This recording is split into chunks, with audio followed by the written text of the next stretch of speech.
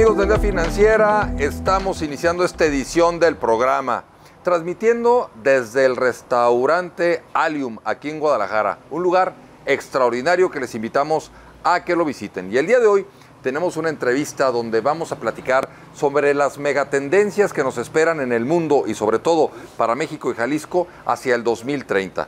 Y para ello nos acompaña un extraordinario amigo y un extraordinario profesional. Nos acompaña el doctor Salvador Ávila. Él es doctor por parte de la Universidad de Stanford, cuenta con 2 maestrías en dicha universidad y además una maestría muy interesante en el TEC de Monterrey. Así que le damos la más cordial bienvenida aquí a Aldea Financiera. Salvador, qué gusto tenerte por aquí.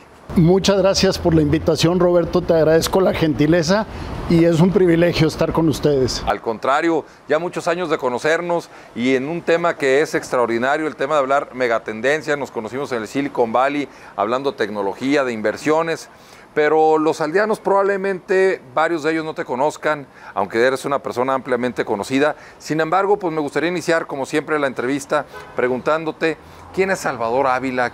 ¿Cuál es su propósito de vida? ¿Cómo ha sido su trayectoria profesional?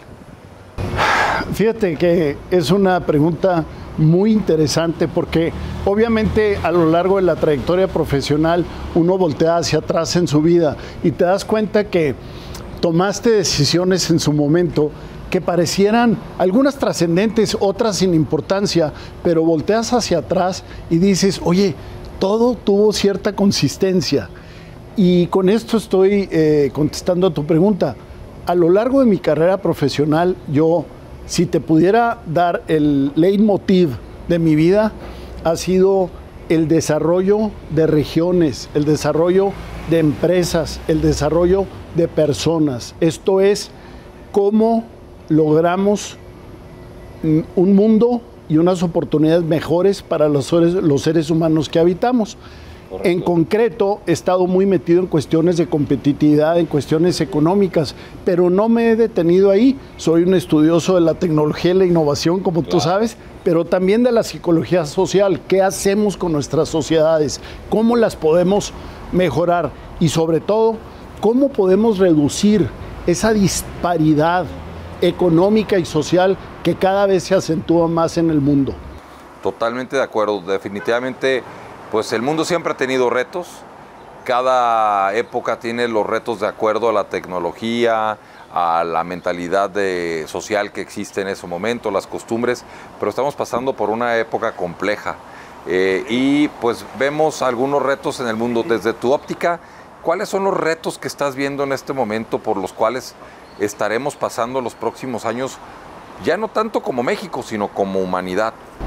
Fíjate que te comento una anécdota reciente. Hace unos días di una conferencia en Index Querétaro, en su foro regional. Yo soy consejero de Index Nacional, me invitaron en el tema de desarrollo de proveedurías y cadena de suministro. Y estaba platicando con ellos y de pregunta introductoria en el foro de empresarios, de gente de maquila y de muchos estudiantes de últimos años de carrera profesional de negocios y de negocios internacionales sobre todo, yo les decía, ¿qué fue el COVID?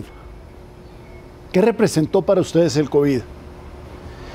Y finalmente hubo opiniones de toda clase, ¿no? Correcto. Pero yo les decía, el COVID fue al mismo tiempo una amenaza fuerte, la vivimos y la sufrimos todos, pero una gran oportunidad. Y una gran oportunidad para aquellos que supieron ver, que supieron planear estratégicamente y sobre todo que supieron prospectar hacia adelante, que seguía. Entonces, ¿cuáles son los grandes retos que me preguntas tú, que yo veo en el mundo de aquí en los siguientes 8 o 10 años? Indudablemente producto de las tensiones geopolíticas, llámese Ucrania, Rusia, correcto, llámese Estados Unidos, China, claro, llámese Taiwán o llámese el Oriente en general, o las hambrunas y la migración de África o de Latinoamérica también. Todo eso está creando un acelerado proceso de globalización. lo que nosotros vivimos en el mundo como un proceso globalizador los últimos 20 años, se crearon cadenas de valor globales. De pronto nos encontramos con realidades donde Estados Unidos está embargando económicamente a China y prohíbe que tecnologías de vanguardia se exporten a China. Así es, país, así es. China reacciona, pero es un efecto de dominó, porque el embargo a Estados Unidos implica que Taiwán tampoco pueda vender maquinaria que lleven microprocesadores de avanzada a China. Correcto. Y provoca que Samsung, empresa coreana, tampoco pueda hacer lo propio. Entonces, la globalización nos hermanó. Y ahora lo que está viendo es que nos tenemos que deshermanar. Esa es otra tendencia que se va a acentuar en los siguientes años. Yo no veo que se vaya a paliar o a minorar. ¿Y te refieres en esta desglobalización o esta regionalización en todos los ámbitos o solo en algunas cuestiones muy particulares?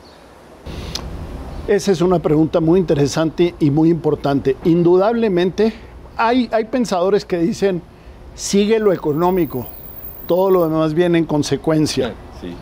¿Verdad? Sí, ha sido una creencia, una teoría de muchos años, ¿no? Follow the money. Follow the money. Dicen los angloparlantes. Y todo viene en consecuencia tras de eso. A mí me parece que hay cuestiones de la globalización y especialmente de toda esta interconectividad que se logró con las plataformas sociales, que esa va a quedar. A pesar de que ya estamos viendo que Irán, producto de un movimiento interno pro justicia de la mujer, acaba de desconectar todo el internet en todo el país hace 2 días. Entonces, son temas donde tú dices, nos estamos deglobalizando, al mismo tiempo nos estamos regionalizando o nos estamos viendo cada quien por su aldea, para hacerle honor al nombre de tu programa. Claro. Y Irán dice, no, sobre mi internet, sobre mi país mando yo. Y claro, a la hora de que llega a Occidente, pues ponen satélites y demás, de tal manera que la gente de Irán pueda acceder a información de todas maneras. Pero en lo económico, esas cadenas de valor interoceánicas que tanto trabajo costó construir, buscando maximizar la utilidad, estamos teniendo que atender a un fenómeno de éxodo hacia la madre patria. Las empresas norteamericanas vuelven a Estados Unidos y cuando eso es prohibitivo, vuelven al continente americano.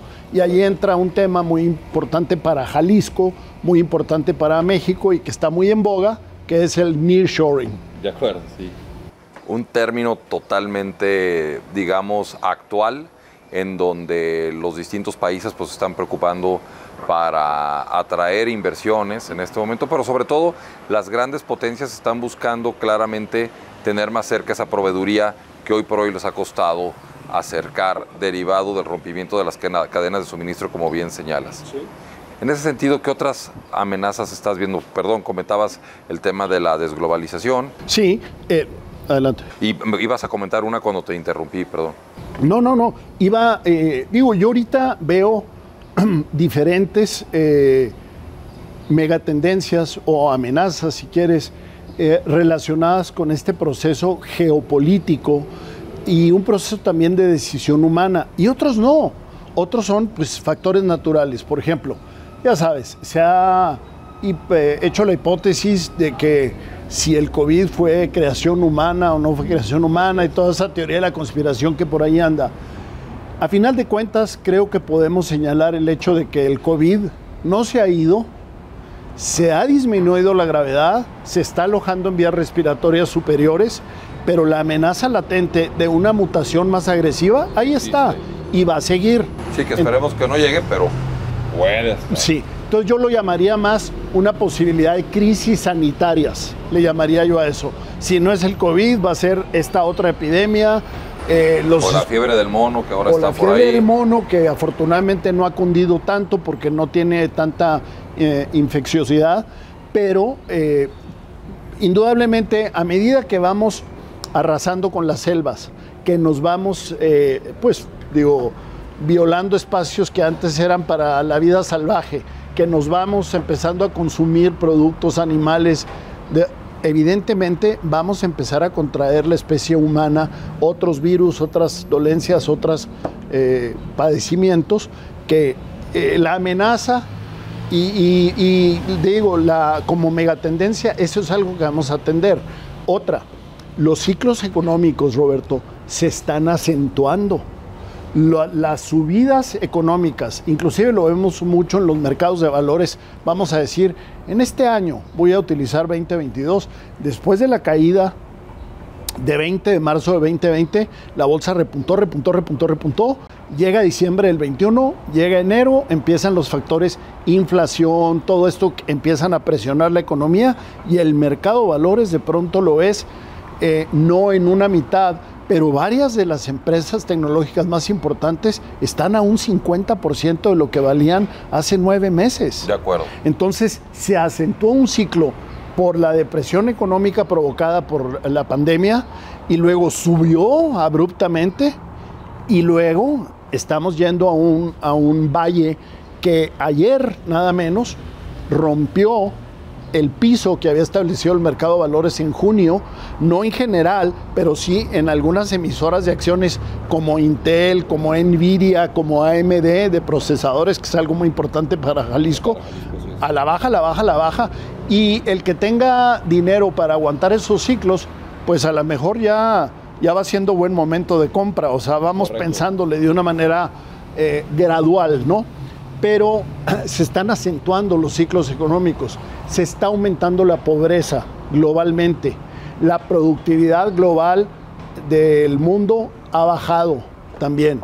Entonces, la pregunta es, oye, en todo este contexto que vamos teniendo, ¿qué es lo que podemos hacer para aprovechar como oportunidades de negocio? Y agrego 2 más. Una es la revolución del factor humano en 2 sentidos.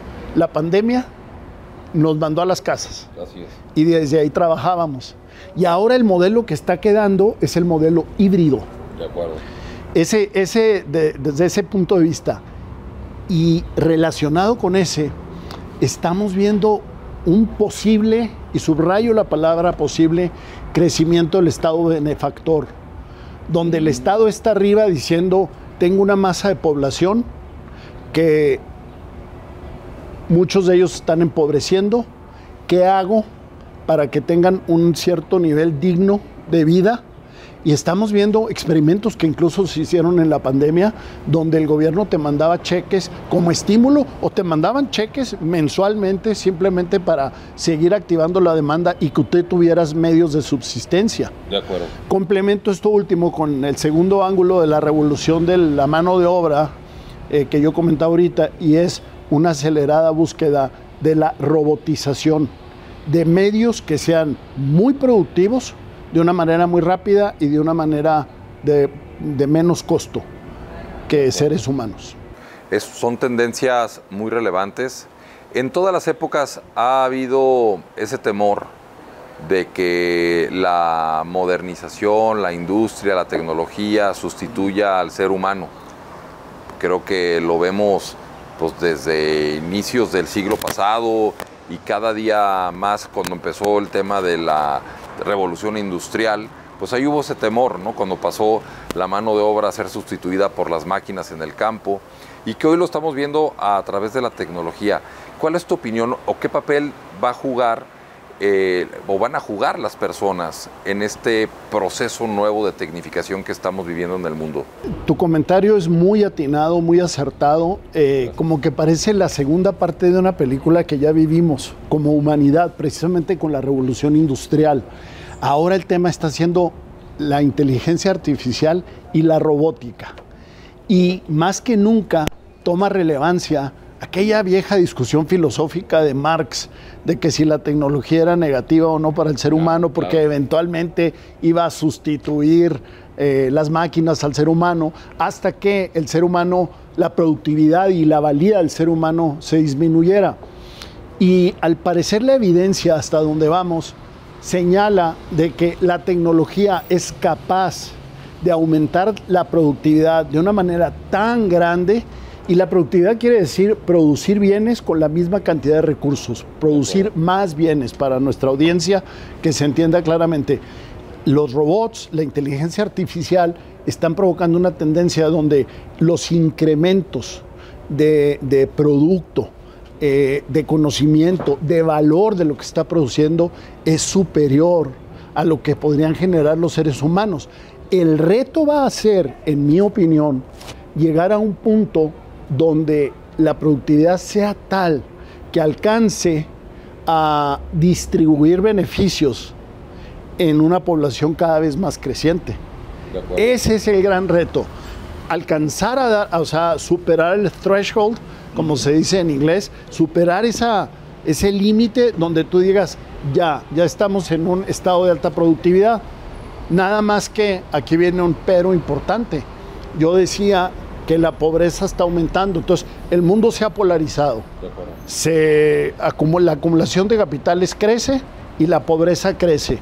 La pregunta es, ¿quiénes están produciendo la revolución de la tecnología? Los grandes capitales. Y la pregunta es, ¿y la gente que está en la otra parte del espectro, qué se puede hacer para jalarlos pronto? Sí, hay mucho debate en ese ámbito y de lo que tienen que hacer tanto los gobiernos como los sistemas educativos para formar esa nueva generación de profesionistas que vayan empatados con estas tendencias de inteligencia artificial, de metaversos y todo esto. Hacia futuro, ¿cuáles son las principales tendencias que ves? ¿Cómo ves al mundo hacia el 2030? Yo creo, y un poquito contestando con tu segunda pregunta, yo creo que definitivamente va a ser un mundo más interconectado aún. Vamos a tener un mundo donde perennemente esté cada vez más presente la inteligencia artificial, y es muy interesante porque otra vez nos devuelve al debate anterior de ¿puede realmente la inteligencia artificial sustituir al ser humano? Es una pregunta válida y muy actual y muy interesante. Es una pregunta que a Marx no se le ocurrió en su circunstancia, obvio. Y es bien interesante porque los investigadores actualmente están tratando de hacer redes neuronales que de alguna manera reaccionen como ser humano con cierta parte de la emotividad de un ser humano. Y hay otra corriente dentro de lo que es robótica y machine learning que dice, no, si precisamente la ventaja de tener a máquinas decidiendo o algoritmos que aprenden y que deciden con base en la historia es quitarle la emocionalidad. Por ejemplo, cuando tú aplicas inteligencia artificial y machine learning al mercado de valores, tú puedes meterle datos hacia atrás e independientemente de factores políticos, de cambios de presidentes, de crisis económicas, de crisis inmobiliarias, tal sector reaccionó después de 7 meses. Eso es lo que te va a decir un algoritmo de este tipo. Claro. Entonces, oye, es que ahorita estamos viviendo las tensiones Rusia, Ucrania, etcétera. Dentro de 7 meses o 8 meses está ahí cierta laxitud ahí, ¿no? Esto se va a la alza. Este mercado, bear market, se va a ir otra vez hacia bull market. Correcto. Esa es la utilidad. Mientras que meterle el factor emocional de decir me da miedo invertir, me quedo conservador, guardo el dinero abajo del colchón, eso es lo que se está tratando de evitar. Yo veo un mundo donde la inteligencia artificial va a estar más cerca al ser humano. Creo que se desarrollará cierta emotividad que nos permitirá conectar más con la inteligencia artificial, porque la inteligencia artificial hasta el momento, y reitero, es muy fría. Eso lo veo. Veo los ciclos económicos tiene que llegar, a ver, si somos hábiles como seres humanos, debemos evitar todas las crisis de polarización que ahorita son una amenaza real sobre el mundo. No solamente las militares, sino aún en los países. Cuando tienes un país como México, donde la productividad de Industria 4.0 en Nuevo León es similar a la de Corea del Sur, y el porcentaje de pobrezas en el estado de Chiapas es 65%, te das cuenta que estás hablando de una disparidad enorme. O sea, parecieran no solamente dos países y muy lejanos. De acuerdo. Chiapas pertenece a una realidad económica de otras latitudes y Nuevo León de otras latitudes. Totalmente. Entonces, ese es un mundo donde yo quisiera ver, y ahí ya es una opinión, yo quisiera ver que seamos hábiles en decir, por beneficio de los de arriba y por beneficio de los más pobres, tenemos que ir cerrando esas brechas. Yo quisiera ver eso. El otro día, termino, leyendo un reporte de la Fundación Gates con respecto a las metas que se han planteado. El reporte en síntesis dice, hemos avanzado, pero estamos muy lejos de los benchmarking que todos los indicadores, en todos, Roberto, que nos planteamos para ir avanzando en el mundo, en la sociedad, en la economía, etcétera. Estamos lejos, vamos lento. Y al parecer ya pasamos el límite del punto de no retorno en términos del daño ecológico global. Entonces, el daño ecológico global hacia enfrente va a ser paliar el efecto negativo de la crisis climatológica, ya no prevenirla o evitarla. Es tener la tecnología que permita poder sobrevivirla a pesar de los cambios que vengan. Porque los cambios vienen. Ahí están, va entrando en este momento un ciclón que los trae como locos a los meteorólogos porque está cambiando dirección, inesperado, ruta aquí, ruta allá, y eso no está dando tiempo ni siquiera que las ciudades que va a golpear se hayan preparado. Es un tema muy relevante. Desde el punto de vista de los negocios, ¿estos cambios tecnológicos democratizarán el acceso a la tecnología? Yo creo que va a depender de qué tanto demos acceso a la infraestructura, y ahí sí es tarea mucho de los gobiernos y de fundaciones y de los tomadores de decisiones, las multilaterales, las fundaciones en general, de qué tanto podamos dar acceso a la infraestructura. Te voy a hablar, por ejemplo, de internet, de telefonía, a esos miles y miles y miles de micros y pequeños que están por ahí. Ahora, todas estas crisis, acuérdate del viejo lema de los chinos, una crisis igual a oportunidad. Claro, el yin yang. El yin y yang. ¿Qué tanto pueden ser capaces los micros y pequeños de prever y de prospectar lo que viene?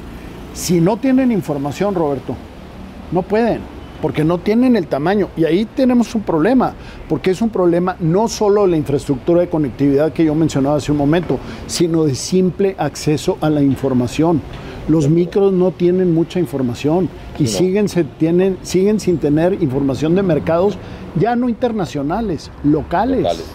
Hay una disrupción grande ahí. Entonces realmente tendríamos que, de manera consciente, hacer una estrategia para decir, este segmento tiene que tener información suficiente para actuar en tiempo real de una manera oportuna. Y luego, arriba de eso, es cómo les damos información para prospectar y ver un mundo del futuro y hacia dónde va.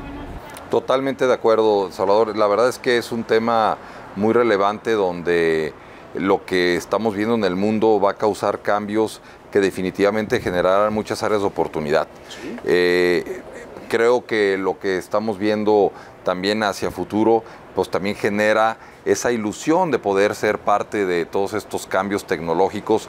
Las nuevas generaciones tendrán pues cosas que nosotros ni nos imaginábamos seguramente en algún punto, así como, o ya no lo imaginamos en algunos aspectos, pero como surgía el celular, etcétera, pues ahora tenemos esta época donde probablemente tengamos un mundo sin celular, con chips incrustados en alguna parte del cuerpo donde puedan hacer algunas funciones, pero vemos con ilusión eso, yo creo que tú también.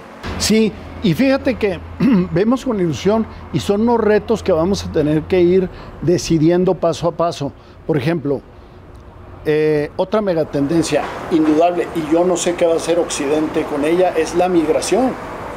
La migración es imparable, pero la migración puede tener un ángulo positivo. Si las economías están funcionando a pleno empleo y tienes carencia de mano de obra, puedes absorber cierta mano de obra, calificarla y decir, oye, esto en mi andamiaje económico me puede funcionar. Y tienes el otro lado de la moneda también. El día 30, dentro de unos días, Elon Musk va a presentar su androide. Y él declara que ese robot androide es para sustituir precisamente la carencia de mano de obra especializada en ciertos puestos de sus líneas de producción en Tesla. Wow. Entonces es un robot ya humanoide que va a sustituir mano de obra humana. Eso nos va a meter a un debate ético, económico, filosófico, pero también nos va a empezar a generar información muy puntual de, en esta nueva era de tecnología y de inteligencia artificial, ¿cuál es el nuevo papel que un ser humano juega? Totalmente, estimado Salvador. Pues hemos llegado al final del programa, pero agradecerte mucho la oportunidad de la entrevista, muy interesante. Estoy seguro que a todos los aldeanos les pareció extraordinaria. Invitarte para que en futura ocasión puedas acompañarnos y agradecerte mucho que hayas estado aquí en Aldea Financiera. Cuando tú me invites, aquí estaré, mi amigo Roberto. Te agradezco mucho. Te felicito por tu programa. Te agradezco mucho. Y bueno, hemos llegado al final. Estamos agradecidos con el restaurante Alium, que nos invitó a sus instalaciones y que nos ofreció toda la hospitalidad para hacer posible esta producción. Les invitamos a que nos sigan en las redes sociales y sobre todo que nos sintonicen cada jueves a las 8:30 de la noche. Les agradezco mucho y les deseo que tengan una tarde, sí, con tendencia positiva. Hasta la próxima.